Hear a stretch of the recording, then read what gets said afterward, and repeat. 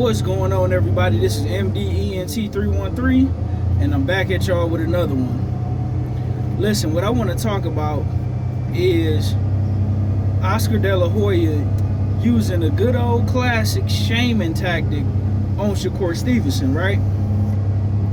And listen, it's hard for me to criticize legendary fighters, you know what I'm saying? Especially when they've pretty much done what they were supposed to do as fighters. They fought the best, they beat some of the best, they may have lost to some of the best, but bottom line is they put in the work, you know, as fighters, right? Now, I have to separate Oscar De La Hoya, the all-time great fighter, from Oscar De La Hoya, the promoter, right? And as a promoter, he is full of ish. I don't want to say the word, but you guys get where I'm going with this. He is somebody that tell white lies and he lie by omission. But he pulled a straight up woman move by using a shaming tactic, right? If you don't know what I mean, Oscar De La Hoya, every week he come out and, you know, he pretty much got this skit that he do on Twitter where he criticized boxing, right? And he talk about how boxing is no longer about the best fighting the best and things of this nature, right? And how promoters and fighters don't want to fight nobody, and if fighters truly want to fight somebody, the promoters can't get in the way and stop them.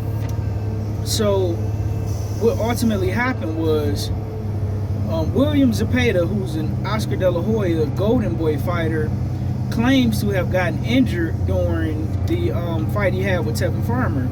So he had to pull out the Shakur Stevenson fight, right?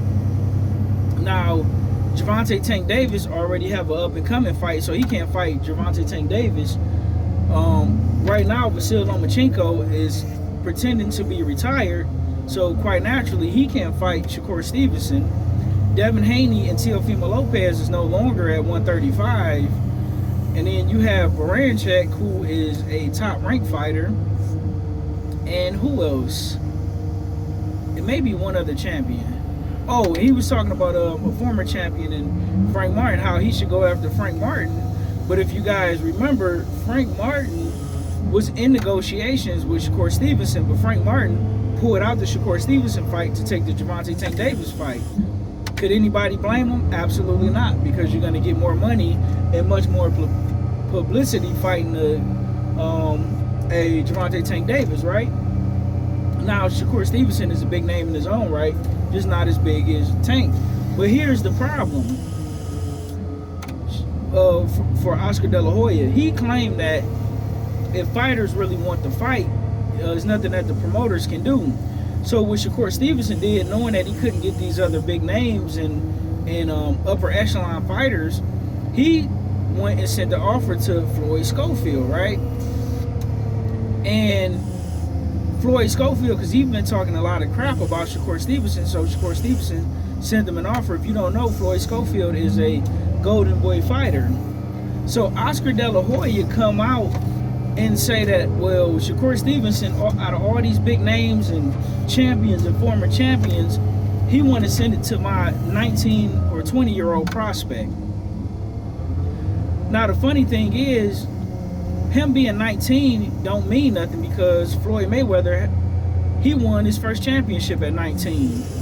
If you don't know, Mike Tyson is the youngest heavyweight champion of all time. Guess how old he was? He was 20. Devin Haney is the youngest undisputed champion of all time, and he got all 4 belts, and he was only 22 or 23. So what do Floyd Schofield being 19 or 20 have to do with anything? He has been calling out Shakur Stevenson. Floyd Schofield is an up-and-coming elite level young prospect. Now, if Shakur Stevenson was to fight a cab driver, everybody would be on his case and saying, why are you fighting a tomato can or a cab driver or Uber driver or a crane operator or whatever you want to say. So Oscar De La Hoya, in one hand, he's saying these fighters are ducking and dodging each other and don't want to fight. But ironically enough, it's his fighters who's ducking and dodging and don't want to fight nobody. Finally, I'm gonna get to Virgil Ortiz in a separate video. But the point is, Oscar De La Hoya tried to shame Shakur Stevenson for sending a contract to fight Floyd Schofield because Shakur Stevenson don't have anybody to fight. But you just sat there and ranted about how the top fighters don't want to fight each other, but your fighters traditionally are the guys that's ducking everybody.